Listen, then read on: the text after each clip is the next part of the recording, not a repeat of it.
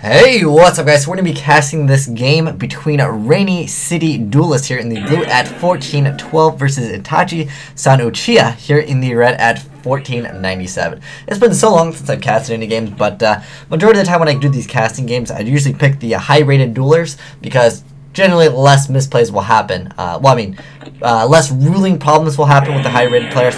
Misplays happen all the time. It's just part of Yu-Gi-Oh! So first turn, player opens up with an Ophion, which is still a pretty good card. I feel like dragons still have the better first turn. Out of any other deck in the game right now, dragons have probably the best first turn because they can stun a lot harder than pretty much anything with their first turn. Light and Darkness Dragon, that card's just so dirty to deal with. So our player also searched the Infestation Pandemic, so he's ready to go. Can we see a snowman eater? Oh, it's Mermails. Okay. So Mermails, if you guys didn't know, they're kind of falling out of favor right now, but the deck is still like, it's still an awesome deck. I like the way it plays, and sometimes versus the Evilswarm matchups, you can see a very, very cool plays that they can pull off. One thing Billy Break actually mentioned, if any of you guys follow him, he was a duelist that he topped 2 YCSs back-to-back. Right now, I'm not sure what he's playing, but he was recently playing Mermails, and he was talking about how you gotta fit the tempo in, because you gotta get rid of Ophion. So let's say if he goes for like a, what is that Mermail card? He's just going straight for a Spike? Okay. There is another card that you can go for. Oh, he's discarding a Baslead. But, okay, yeah, Gun. He could have went for Gun, and then next turn, what is Gun's defense? Okay, it's 800, never mind. Gun wouldn't have been a good option to go for. But occasionally, I've seen players, they'll go for Gun, and then they'll, not on the next turn. If Gun survives, they can just summon anything, and then go for tempo, and you get rid of this. And then you just proceed to make a big field where the Evilswarm player just kind of loses. So he's going to summon Spike, he's going to get the effect of Spike, and let's see what he actually discards. Is it going to be a Heavy Infantry? Oh, it's Dragoons. Dragoon searches out Heavy Infantry, which is a very key card. I don't know why Evilswarm Thunderbird is like, let's go hide right now. So if you guys don't know, Evilswarm Thunderbird is kind of like a wind-up rabbit. So he's going to add Marksman. Okay. With the effect of Spike. Okay. Because I believe he already added the infantry. So he's got to play. I mean, I don't think you can even activate the effect of Megalo to discard, even though the discarding is a cost. You're going to activate Abyss Sphere. Now let's see what he goes for. Because Gemini Pearl is an option. Gemini Pearl is something that gets over Ophion by 50 attack. So you go for another Spike. Now, even though Spike's effect is negated, our player in the blue can still pay the cost of Spike. Let's see if he does that. Because that is probably what is going to happen.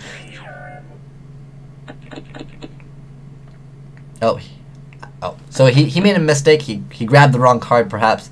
That's totally fine. Is he going to attack? Okay. He's going to go for that. He'll take some damage. That's fine. The only thing that you have to ask yourself is there a D prison? Oh, he's going to activate a Compulse. Okay.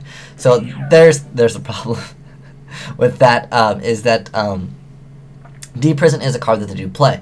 I personally thought it would have been a much better idea just to go straight for Spike, go pay the cost, discard, pop this card, and then go make something after that. I don't know if that was the best idea for a player in the blue to actually just go for that. You need to get rid of Ophion immediately. That's the problematic card. And now once 2 Ophion get on board, it's a nightmare really for Mermails. The thing is, what you want to do is you want to get rid of Ophion, then make something that doesn't care about Ophion, like, I don't know, Gemini Pearl, something that just makes it so Ophion doesn't hurt you anymore. I know, you can even make, let's see, I'm trying to think of a synchro, you can go for Draco Sack, you can go for, what synchros do they play?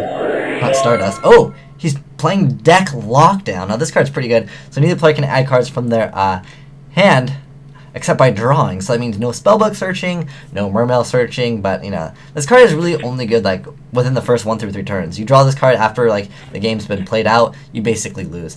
Let's go ahead and open up the Watcher Chat, check it out. What's going on? Evilswarms, E-Dragons, L-Swarm versus Mermail Atlanteans. Yes, that's that.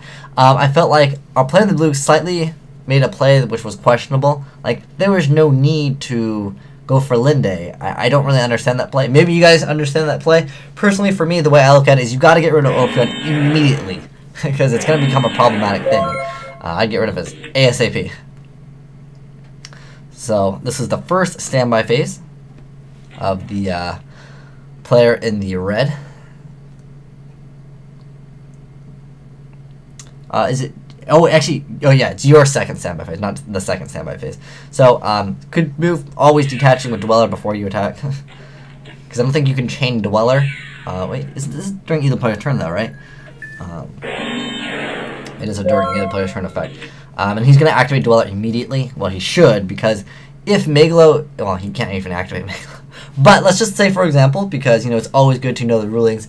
Let's say a Megalo is revealed. He would still have to pay the cost. Let's say Ophion was not on board. It was just a Dweller. If the player goes reveal Megalo and he goes chain Dweller, he can still chain Dweller. But the thing is, the cards are discarded as a cost. So keep that in mind as well. Let's see. I really think our player in the blue is probably going to lose the game because of that player that I was talking about. He should have discarded the infantry ASAP. He's going to bounce it back. I thought Birdman was a face-up card. What? What happened there? Did you just change your face down, sir? What's going on here? Let's open a Walter chat. Oh. Pandemic? Heavy and Dark Hole? That wouldn't even help. Well, he has another deck lockdown. I mean, you could technically main deck this against E-Dragons, too. That could technically hurt him a little bit. But they could just Draco Sack pop.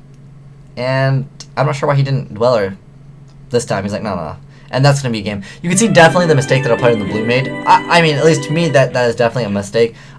When Dweller was not on board, it was just an Ophion, and the Evilswarm Thunderbird was banished. He should have just immediately Sphere, go for Spike, pay cost. You won't get the search, but you still get to get rid of the Ophion, and that was essentially your problematic card. He had 5 cards on hand. I'm guessing one of them was you know, a level 7 that he could have discarded.